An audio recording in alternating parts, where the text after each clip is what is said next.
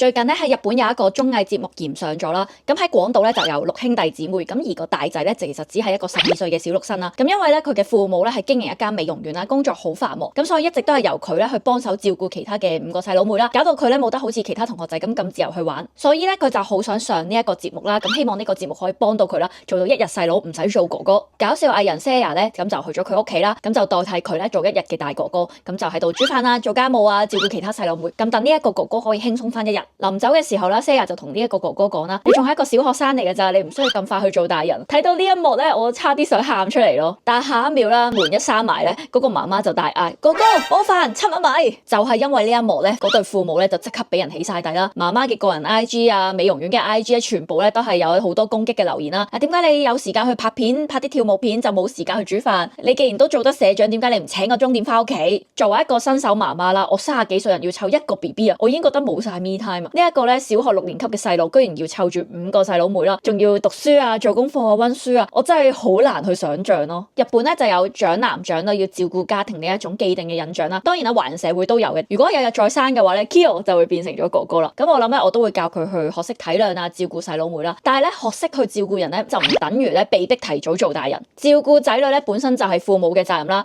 可以幫手嘅，但係唔等於係要接手啦。我真係好心痛呢一位哥哥啦。咁我希望佢嘅父母可以喺呢件事上面有反思啦，唔好因為佢夠懂事咧就剝奪咗佢嘅童年。咁唔知大家又會點樣睇呢一件事呢？你都有意見啊？